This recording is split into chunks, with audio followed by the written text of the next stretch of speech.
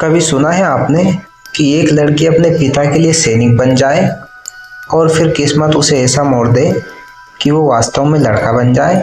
हाँ दोस्तों, आज की कहानी है साहस, बलिदान और जादू की, जहाँ एक बेटी ने वो कर दिखाया जिसकी कोई कल्पना भी नहीं कर सकता था।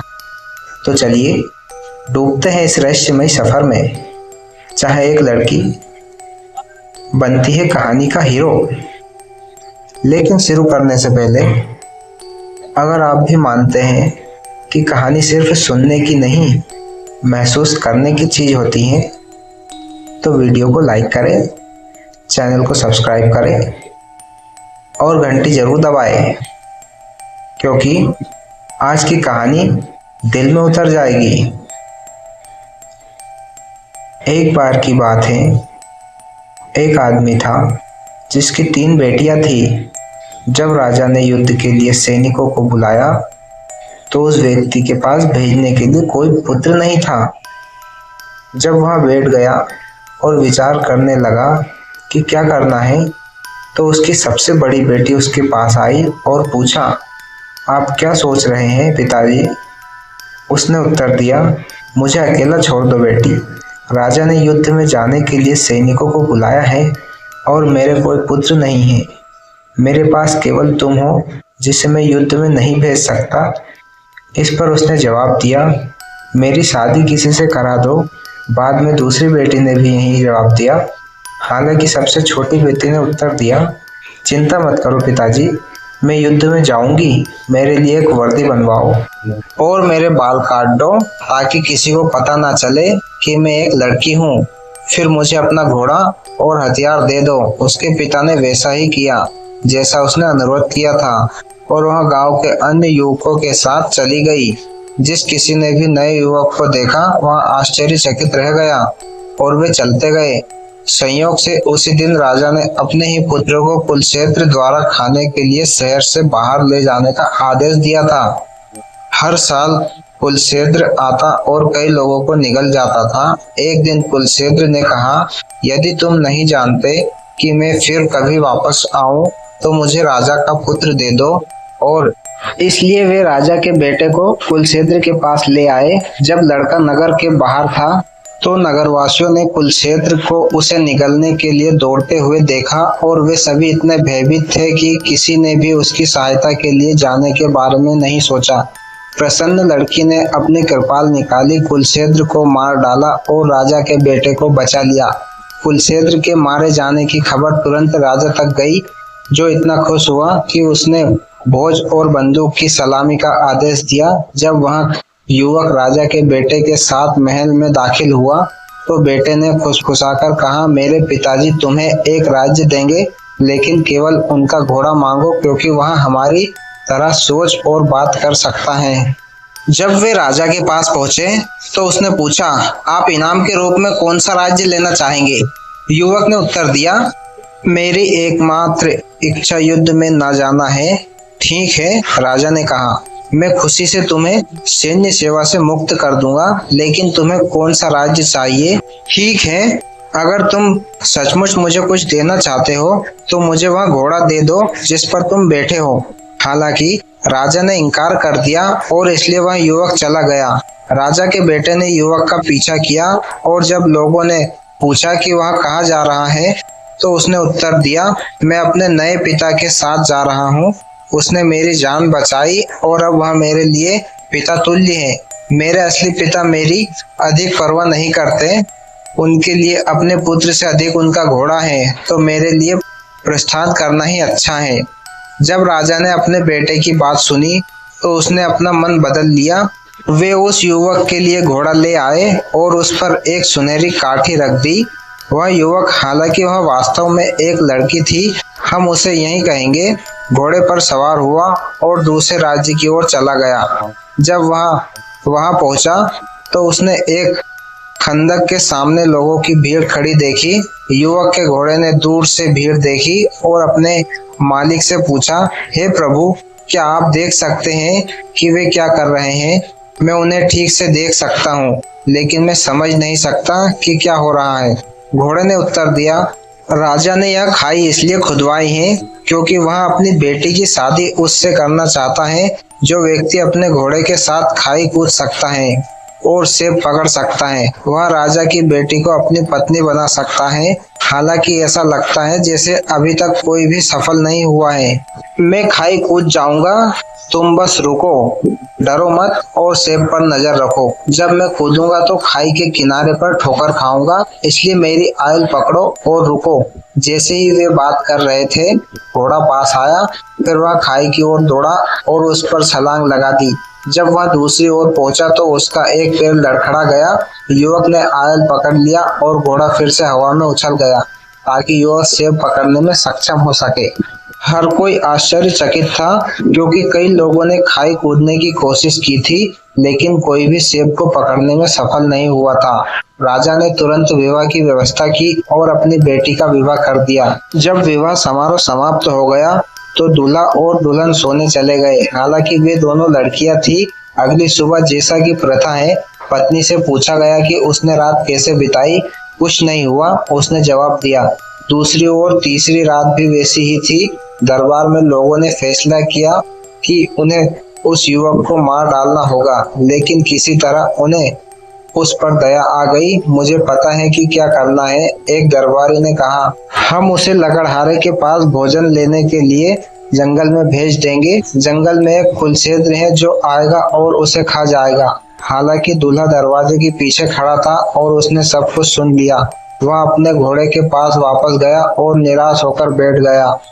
आप अत्यधिक दुखी क्यों हैं? घोड़े से पूछा। मुझे दुखी क्यों नहीं होना चाहिए, उसने उत्तर दिया। राजा मुझे जंगल में भेजना चाहता है ताकि कुलक्षेत्र मुझे खा जाए। डरो मत, घोड़े ने घोषणा की। उसका भोजन ले जाने के लिए एक गाड़ी और बैलों की एक टीम के लिए पूछो और मैं तुम्हें बताऊंगा कि जब हम वहां पहुंचेंगे तो क्या करना है। थोड़ी देर बाद ससुर ने युवक को बुलाया और उससे कहा, जंगल में जाओ और लकड़हारे के लिए कुछ खाने के लिए ले जाओ। ठीक है, युवक ने उत्तर दिया, लेकिन मुझे भोजन ले जाने के लिए एक गाड़ी की आवश्यकता होगी। अतः उन्होंने उसे वह दिया जिसकी उसे आवश्यकता थी और वहां चला गया।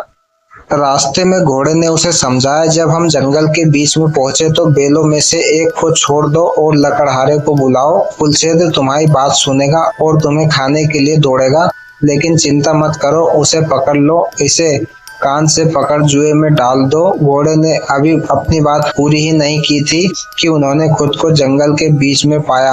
युवक ने एक बैल छोड़ा और लकड़हारे को बुलाया। कुलक्षेत्र ने उसे पुकारते हुए सुना और उस पर हमला कर दिया, लेकिन युवक ने उसे कान से पकड़ लिया और बैल के स्थान पर जुए में डाल दिया। तब वे शीघ्रता से राजा के पास लौट आए। जब नगरवासियों ने कुलक्षेत्र को जुए के नीचे देखा तो वे भयभीत हो गए और अपने घरों में छिप गए।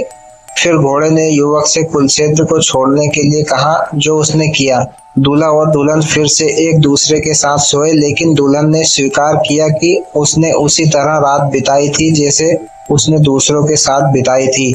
इस बार दरबारियों ने कहा, हम उसे उस जंगली घोड़ी को पानी पिलाने के लिए भेजेंगे जो सभी जीवित प्राणियों को खा जाती है, वह उसे भी खा जाएगी।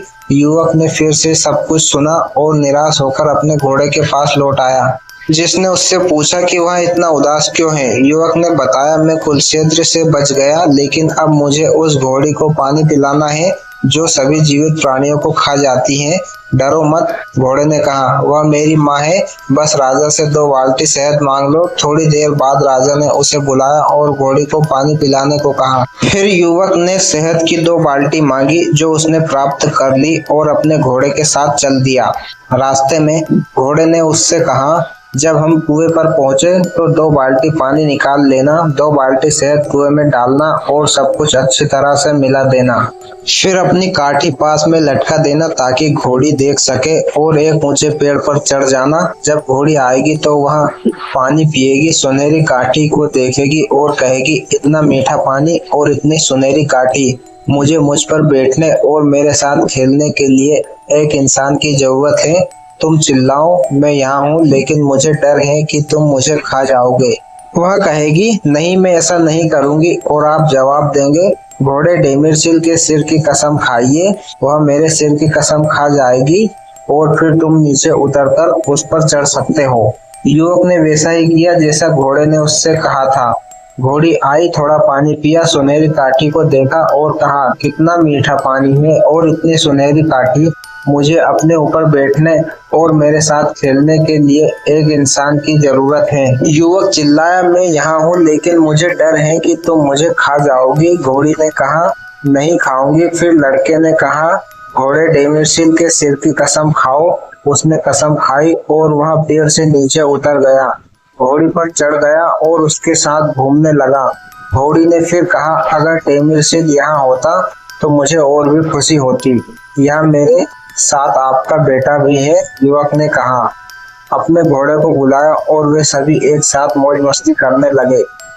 थोड़ी देर बाद युवक और उसका घोड़ा शहर में लौट आए और घोड़ी भी उनके साथ चली गई। जब नगरवासियों ने जंगली घोड़ी को आते देखा तो वे उसे डराने के लिए उस पर चिल्लाने लगे, लेकिन घोड़ी नहीं गई। आखिरकार उसके बेटे ने उससे घर लौटने की विनती की और उससे वादा किया कि वह फिर से उसके साथ खेलने आएगा, और इसलिए वह चली गई। दूल्हा राजा के पास लौट आया और दुल्हन के साथ एक बार फिर सो गया। फिर कुछ नहीं हुआ। इस बार राजा ने युवक को सांपों से भरे चर्च में कर वसूलने के लिए भेजने का निश्चय किया, जो सांप वर्षों से नहीं चुका रहे थे। युवक ने दरवाजे के पीछे से सब कुछ सुन लिया और निराश होकर अपने घोड़े के पास लौट आया। घोड़े ने पूछा, महाराज आप इतने उदास क्यों हैं? इस बार मैं सचमुच मरने जा रहा हूँ, उसने उत्तर दिया। राजा मुझे सांपों से भरे चर्च में भेजने जा रहे हैं। चिंता मत करो, घोड़े ने जवाब दिया। घंटियों से ढकी एक पग्गी और पैसे ले जाने के लिए कुछ गधे मांगो। युवक ने वैसा ही किया जैसा घोड़े ने कहा था, और उसके ससुर ने उससे कहा कि उसे चर्च जाना होगा। जब वे चले गए तो वे जंगली घोड़ी को अपने साथ ले गए और घोड़ी ने युवक को समझाया कि उसे क्या करना है। मैं और मेरी माँ दरवाजों की रक्षा करेंगे और जोर जोर से हिनहिनाएंगे। तुम सभी घंटियों के साथ रिट्टी के माध्यम से चढ़ो और उन्हें बजाओ। तब सांप चिल्लाएंगे और पूछेंगे कि क्या आप देवता हैं, उन्हें यातना देने के लिए आए हैं। आप राजा का कर मांगना और कहना कि यदि वे कर नहीं चुकाएंगे तो भगवान उन्हें नष्ट कर देंगे। जब वे चर्च पहुंचे तो उन्होंने सब कुछ योजना के अनुसार किया। घंटियों और घोड़ों के शोर से सांप इतने डर गए कि वे पैसों का ढेर बाहर ले आए। जब तीनों घर जा रहे थे तो सांप उनके पीछे पीछे दौड़े और युवक पर हमला कर दिया, लेकिन उसे कोई नुकसान नहीं पहुंचा सके। तब उन्होंने उसे साफ देते हुए कहा, जिसने हमारा धन छीना है, यदि तू लड़का है तो तू लड़की बन जाए, और यदि तू लड़की है तो तू लड़का बन जाए। और लड़की को अचानक यह एहसास हुआ वह एक लड़के में बदल गई थी। वे राजा के पास लौट आए और जब दूल्हा और दुल्हन अगली सुबह उठे तो युवती से जब पूछा गया कि उसने रात कैसे बिताई तो उसने उत्तर दिया, आपको और कोई प्रश्न पूछने की आवश्यकता नहीं है, मैंने एक अद्भुत रात बिताई। तो दोस्तों, देखा आपने एक लड़की का साहस किस हद तक जा सकता है। उसने न सिर्फ अपने पिता की इज्जत बचाई बल्कि दुनिया को दिखा दिया कि साहस का कोई लिंक नहीं होता। और अंत में किस्मत ने भी उसे इनाम दिया, एक नए रूप, एक नई पहचान के साथ। कभी कभी जिंदगी वो नहीं देती जो हम चाहते हैं, वो देती है जो हमें बनना चाहिए। अगर ये कहानी आपका दिल छू गई हो तो लाइक करें, कमेंट में लिखें, साहस कभी झुकता नहीं। और ऐसी और जादू किस्से सुनने के लिए चैनल को सब्सक्राइब जरूर करें। मैं फिर मिलूंगा एक नई कहानी, नए रहस्य और नई सीख के साथ। तब तक कहानी सुनते रहिए, सपने बुनते रहिए। धन्यवाद।